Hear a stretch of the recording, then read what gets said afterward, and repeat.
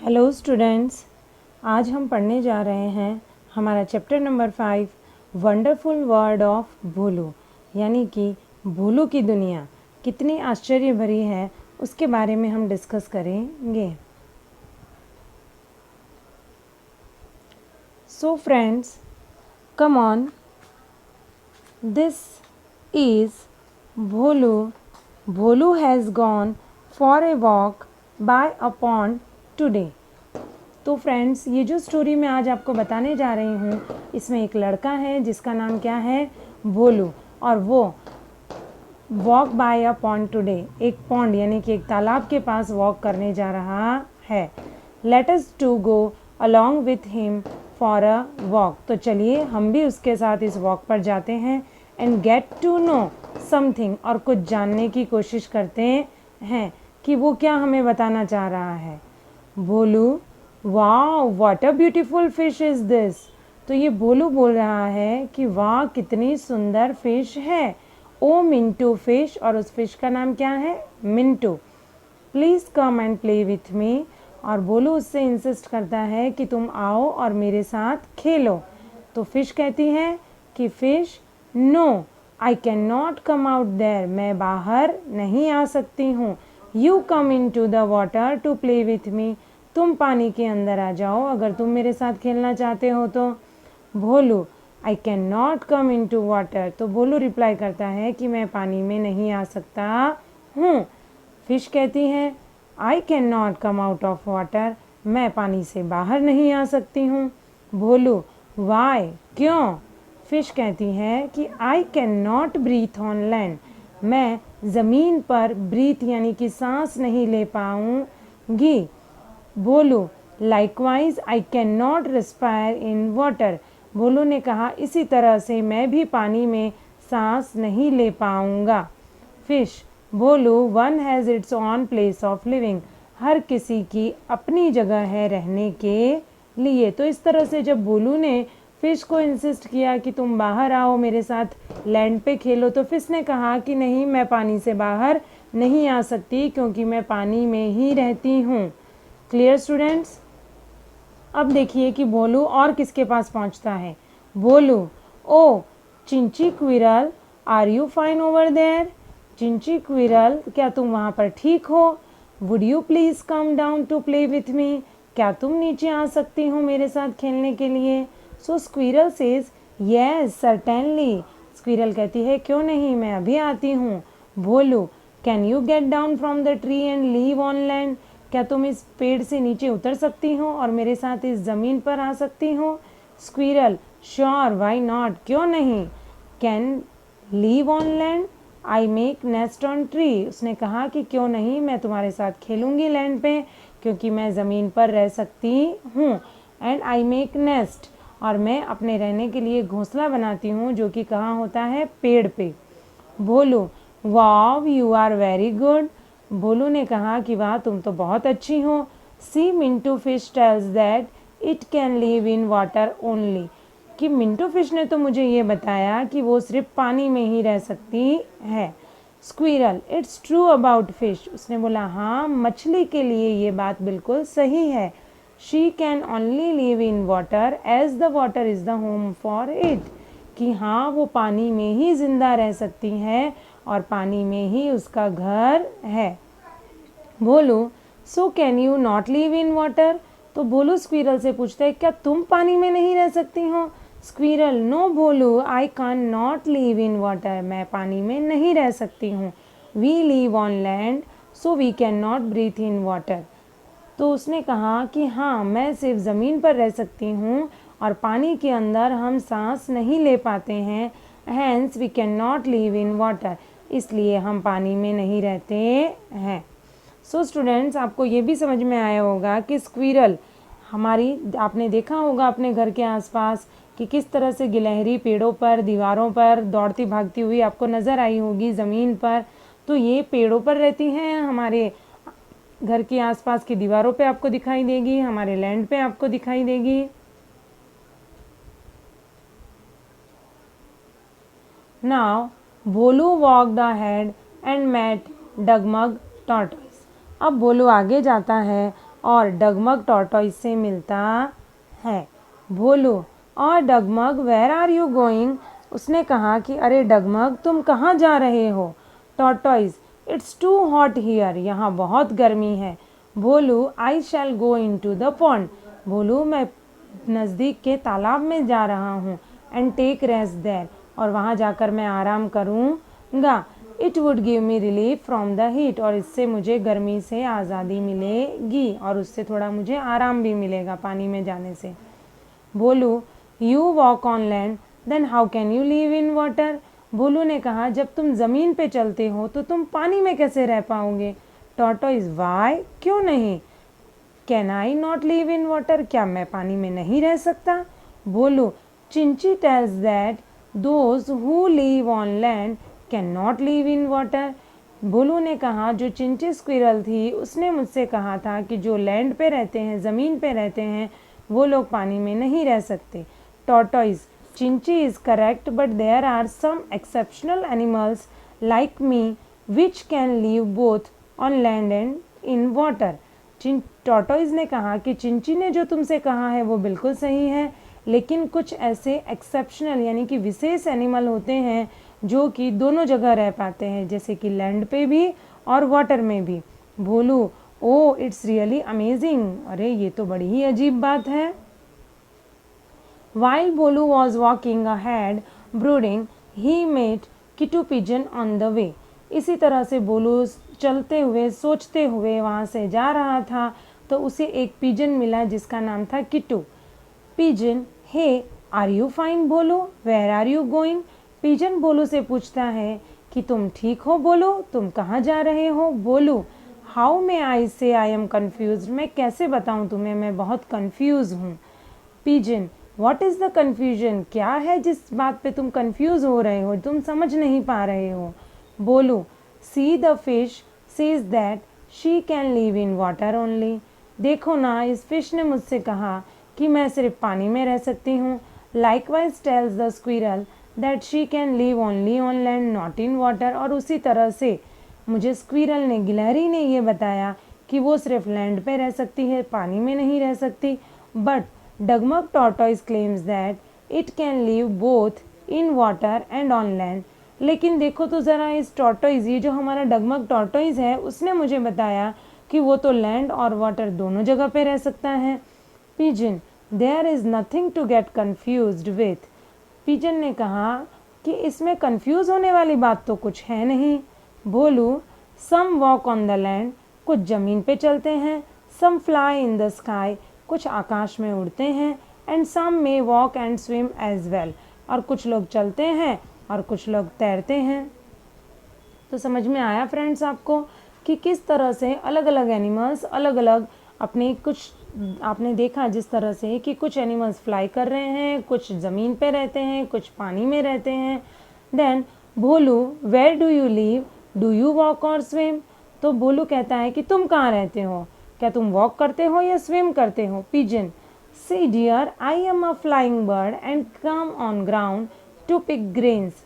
तो पिजन ने कहा कि डियर, मेरे प्यारे, तुम ध्यान से देखो कि मैं उड़ता हूँ और मैं ज़मीन पर भी आता हूँ जब मुझे वहाँ से दाने चुन के खाने हों। I usually live in the nest, मैं एक घोंसले में रहता हूँ, which I make in the hollows of well houses और वेल। यानी कि मैं अपना घोंसला बनाता हूँ, उसमें रहता हूँ। और वो घोंसला कहाँ बनाता हूँ मैं? तो किसी कुएं में, दीवार में या घर में, जहाँ भी कहीं खोखला भाग होता है तो उसी हॉलो जगह पे मैं अपना घोंसला बनाता हूँ। मतलब कि यहाँ जब वो पिजन के पास पहुँचा तो उसे पता चला कि कुछ ऐसे भी एनिमल्स हैं, ऐसे बर्ड्स हैं जो कि उड़ते हैं और वो लैंड पे भी आते हैं और आकाश में भी उड़ते हैं, यानी कि फ्लाई करते हैं। Then elephant, Bholu, O Bholu, where do you go? पीछे से एक एलिफेंट आता है और वो भोलू को आवाज़ लगाता है, अरे तुम कहाँ जा रहे हो?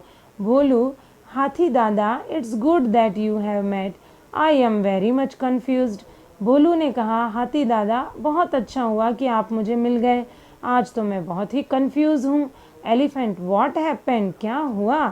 भोलू, दादा, the fish lives in water, the squirrel lives on land and the tortoise lives on land as well as in water. Bholu ने अपनी कन्फ्यूज़न अपने हाथी दादा से क्लियर करते हुए कहा कि दादा, फिश तो पानी में रहती हैं, स्क्विरल ज़मीन पर रहती हैं, बट टॉर्टोइज है जो कि ज़मीन और पानी दोनों जगह रहता है। हाउ वंडरफुल इज़ दिस, ये कितनी आश्चर्य वाली बात है। Elephant, what is so strange in this. Elephant ने कहा कि इसमें कोई भी आश्चर्य करने वाली बात है ही नहीं। Everyone has habited according to their adaptation. Elephant ने कहा, उसे बताया कि इसमें तुम्हें इतना आश्चर्य होने वाली कोई भी बात नहीं है, क्योंकि एवरीवन हैज़ हैबिटेड, हर किसी का आवास उसके अनुकूलन के हिसाब से ही होता है, यानी कि जैसा उनका आवास उनको सूट होना चाहिए। समझ में आया कि उनकी बॉडी को सूट होना चाहिए, जैसा उन्हें अनुकूल होगा। जैसे कि फ़िश के लिए अनुकूलन पानी में है, तो वो वाटर एनिमल है, वो पानी में रहती है। आया समझ में। जिन एनिमल्स के लिए ये सारा आवास या उनकी बॉडी से अनुकूल चीज़ें लैंड पे अवेलेबल हैं, तो वो लैंड पे रहते हैं। Clear all of you. Now Bholu, is it so. Bholu कहता है, क्या यही है। Elephant, yes, the one which lives on land is a terrestrial, lives in water is an aquatic, flies in the sky is an avian, and lives on land and in water as well as is identified as an amphibian. बोलू, oh is it so dear। ये जो सारी story हमने सुनाई आपको, जो समझाने के लिए वो इन्हीं 3 लाइनों में लिखा हुआ है कि this is the story about the animals because the some animals are terrestrial, उनमें से कुछ एनिमल्स टेरेस्ट्रियल हैं, कुछ एनिमल एक्वाटिक हैं, कुछ ऐसे हैं जो स्काई में फ्लाई करते हैं, और कुछ ऐसे एनिमल्स भी हैं जो लैंड और वाटर दोनों जगह पर रह सकते हैं। So first of all clear this thing कि टेरेस्ट्रियल एनिमल्स कौन से हैं, जो कि लैंड पे रहते हैं। ऐसे एनिमल्स जो कि सिर्फ वाटर में रहते हैं, they are called aquatic animals. And the birds who fly in the sky, जो ऐसे पक्षी हैं जो कि आकाश में उड़ते हैं, पेड़ों पे अपने घोंसले बनाते हैं, दे आर कॉल्ड एवियन। और लास्ट बचता है आपका amphibian. Amphibian means that type of animals which lives on both land and in as well as in water, जो ज़मीन और पानी दोनों जगह पर अपने अच्छी तरह से मैनेज कर रह सकते हैं। So clear students this thing. The motto of the chapter is this 4 types. Clear all of you. Now Bholu, oh is it, क्या अच्छा ये ऐसी बात है। भोलू, एलिफेंट दादा, now I have understood very well. तो देखिए यहाँ भोलू तो समझ गया है जो एलिफेंट दादा उसे समझाना चाहते हैं, बट आई डोंट नो मेरे बच्चे समझ पाए हैं कि उनकी पूनम टीचर उन्हें क्या समझाना चाहती हैं। ओके, आई होप कि आप सब समझ गए होंगे। Elephant, dear son Bholu, in many ways diversities can be seen among animals and plants. तो एलिफेंट उन्हें आगे और समझाने की कोशिश करता है कि मेरे प्यारे बेटे भोलू, ध्यान से सुनो कि हर एनिमल्स में और हर प्लांट्स में आपको बहुत सारी डाइवर्सिटीज़ यानी कि विविधताएं देखने को मिलेंगी। भोलू, यस दादा, how much variation is seen in the appearance, habitat and in all. तो भोलू कहता है कि हाँ ये सही बात है दादा, बहुत सारी विविधता देखने को मिलती है उनके वास्तविक रूप में, उनके आवास में और बहुत सारी चीज़ों में। इन एलिमेंट्स में और इन प्लांट्स में भी हमें बहुत सारी वेरिएशन देखने को मिलती है। Elephant, not only with respect to the appearance and habitat but with respect to the importance also there is diversity among us। तो एलिफेंट उन्हें आगे समझाना चाह रहा है कि जो वास्तविक रूप आपको उनका दिखाई दे रहा है या उनका जो आवास है, आपको वहीं तक नहीं जाना है, वहीं तक उनको रिस्पेक्ट नहीं देना है, बट उनकी इम्पोर्टेंस कि उनका क्या महत्व है हमारी लाइफ में, जो डाइवर्सिटीज़ हैं यानी कि जो उनकी विविधता है वो हमारे लिए कितनी ज़रूरी है, उस पर भी ध्यान देना है। सो स्टूडेंट्स, यहाँ पे मैं एक और पॉइंट आपसे क्लियर करना चाहती हूँ कि importance of plants and animals. ये जो चैप्टर मैंने आपको एक्सप्लेन किया, the motto of the chapter is कि हमें पता चले कि प्लांट्स और एनिमल्स हमारे लिए किस तरह यूज़फुल हैं या किस तरह से इम्पॉर्टेंट हैं। दे वेर 2 फ्रेंड्स, एक बार की बात है जब 2 फ्रेंड्स थे, 2 मित्र थे। They have decided to grow neem tree in school there. Okay, so उन्होंने नक्की किया कि वो अपने स्कूल में एक नीम का पेड़ लगाएंगे। They brought and plant it, उन्होंने उसे खरीदा और अपने स्कूल में लगा दिया।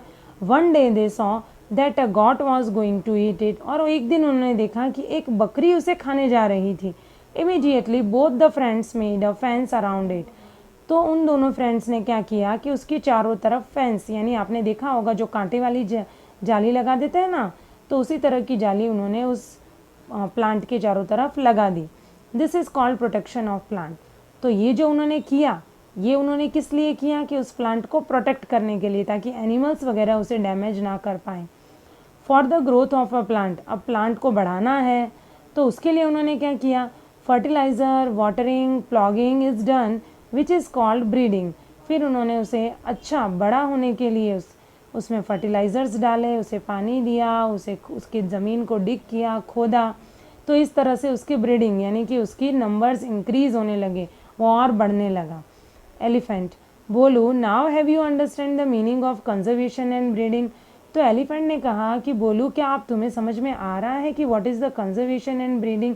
कंजर्वेशन का मतलब है कि बचाओ, उन्हें हमें किस तरह से संरक्षित करना है, कैसे हमें इन्हें बचाना है, फिर चाहे वो प्लांट हो या एनिमल हो, एंड ब्रीडिंग, और हमें ऐसे प्रयास करने हैं कि जिससे इनके नंबर्स, इनकी संख्या बढ़े, ये कम ना हो जाए, क्योंकि हमारे बाद भी जो हमारी जनरेशन हो वो भी इन एनिमल्स और प्लांट्स को देख सके और इन्हें अपने वर्क में यूज़ कर सके।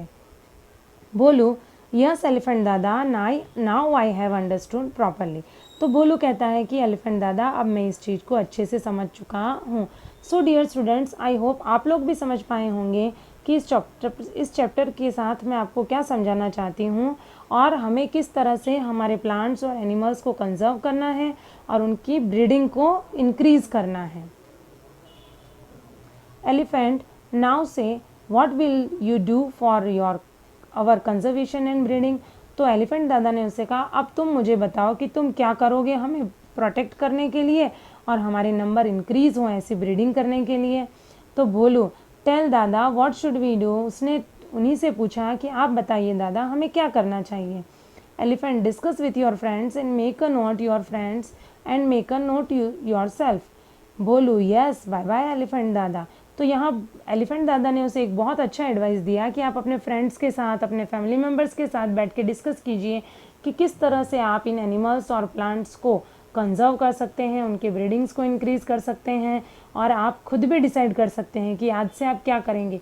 किसी एनिमल को आप हर्ट नहीं करेंगे, किसी प्लांट को तोड़ेंगे नहीं, बल्कि उन्हें वाटरिंग करेंगे, उसमें फर्टिलाइज़र्स डालेंगे, ताकि जिससे हमारे यहाँ प्लांट्स और एनिमल्स बहुत ही हेल्दी और बहुत ज़्यादा मात्रा में इंक्रीज़ हों, जो कि हमारे लिए और हमारे एनवायरनमेंट के लिए बहुत ज़रूरी है। So dear student, I hope कि आपको अब समझ में आ गया होगा कि ये चैप्टर आपसे क्या कहना चाह रहा है। So clear all of you, thanks for listening to me.